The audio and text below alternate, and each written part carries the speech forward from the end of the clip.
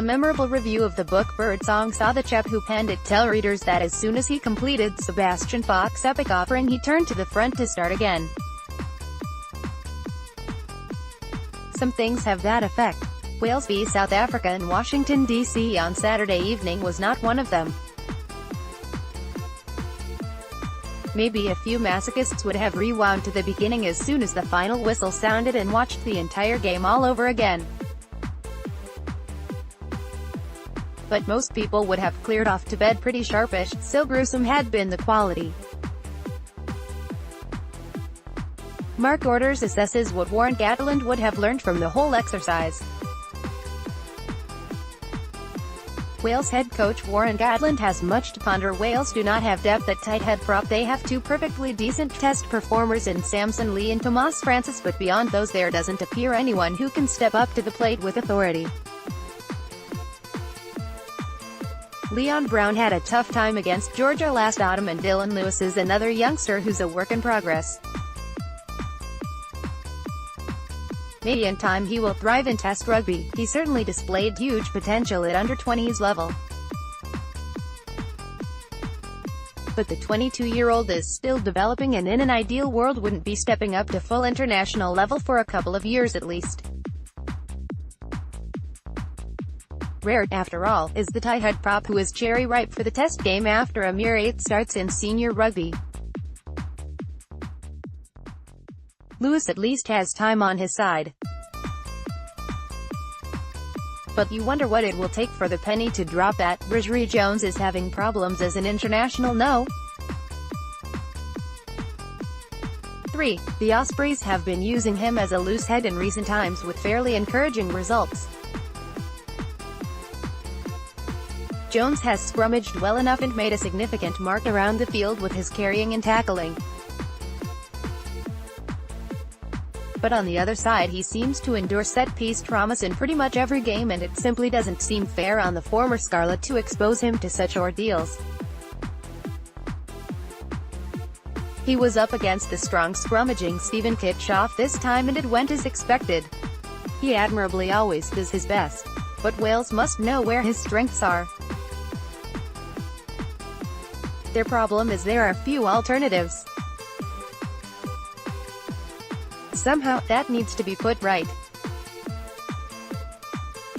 Tomos Williams has the potential to be a real player at Test level. Tomos Williams of Wales scores try. Image, Hugh Evans Picture Agency. Among the pluses at the RFK Stadium in Washington was the Test debut of Tomos Williams. It wasn't perfect. International bows rarely are. There was one ghastly moment when Williams was caught summoning Ellis Jenkins to a ruck, only for the Boks to counter ruck and win possession. Nor was every Boks kick as precise as it could have been. But there was so much good in the youngster's effort as well. From his saving a try to scoring one himself and then coming up with the 2 charge downs that saw Wales score their match-winning points, he came across as a player who makes things happen, who can flick a switch and get his side out of trouble with a priceless piece of skill. Such players are worth their weight in gold. And given that Wales were under pressure up front for much of the game, Williams deserves a significant pat on the back. It would have been easy for him to wilt, but he didn't. His was a fine effort. The No. 10 position is still wide open. Gareth Anscombe of Wales kicks at goal. Image, Hugh Evans Picture Agency. This was Gareth Anscombe's chance to make a statement, to prove to the doubters that he really ought to be considered the main challenger to Dan Biggar. He didn't take it. True, the Welsh pack were on the back foot, but sometimes adversity can reveal more about a player than anything else. Anscombe came up with the odd bright moment that underlined his attacking qualities, but his defense was suspect. He missed 5 tackles, his passing wasn't always accurate, his goal kicking was unreliable, and there was never a sense he was truly in control. That he is a threat when the right platform is in place isn't in doubt. But his game was too patchy against South Africa and still looks to have much to prove as an international fly half. Over to Reece Patchell this weekend. The call will be an intriguing one.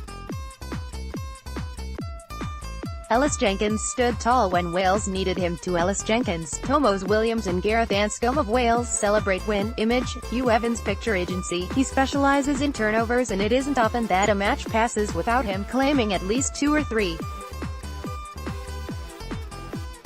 And how Wales were indebted to him on that front in Washington, D.C.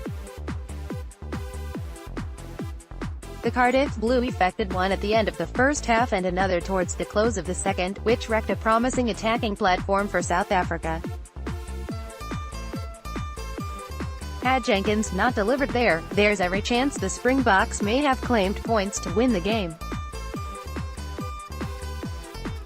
Jenkins also snaffled possession in the run-up to the first Wales try. He is no Justin Tipuric in terms of his handling skills, not many flankers are, and it didn't look great when South Africa drove through to reclaim possession as he belatedly joined a ruck. But those are minor quibbles. Overall, Jenkins displayed a serious appetite in defense and a hunger for victory, stepping forward to turn the game his side's way when they need him to. That is what good captains do. Wales will have to improve dramatically to trouble Argentina. There is no point trying to pretend this was anything like a convincing Wales performance. The skill levels on both sides were atrocious in the opening half-hour, backing up the claims of those who had argued the fielding of such depleted teams devalued Test rugby.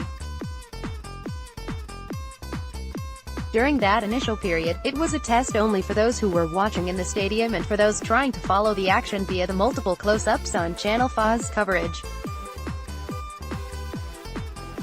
South Africa fielded 7 debutants, and while it used to be said there was no such thing as an ordinary Springbok side, this lot did all they could to disprove such a notion.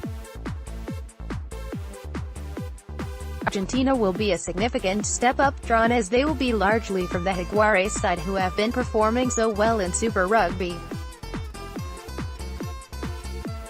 Wales will benefit from the return of their Scarlets contingent. But if they are to compete, they will have to sort out their pack and exercise more class and composure behind. The challenge will be immense. Ross Moriarty emptied the tank and Corey Hill battled strongly. Ross Moriarty of Wales is tackled by Elton Jantjies of South Africa. Image, Hugh Evans Picture Agency. The jury may have been split on Ross Moriarty's performance, but from here he gave it everything and then a bit more. He has just completed an injury-blighted season of Little Rugby with Gloucester, and so it was always going to be a challenge for him to be at his very best. But he was Wales's top tackler with 18 hits and just 1 miss. He made 9 carries that yielded a total of 51 meters for his side. He made 2 clean breaks and went past 2 defenders. Oh, and he was operating at the base of a pack, often in retreat. And he was playing out of position at no. 8 instead of in his preferred blindside role. Hill, too, kept going to the bitter end, with a highlights sheet that was again impressive. He saved a try with a superb corner-flagging tackle and, in the final seconds, as South Africa were attempting to run from deep, he was involved in 3 tackles. His line-out work was decent and his willingness to defend shone through. He caught the eye in a hard-pressed front 5. But Gatland will know as a team, Wales have significant room for improvement. The Pumas will pounce on weaknesses.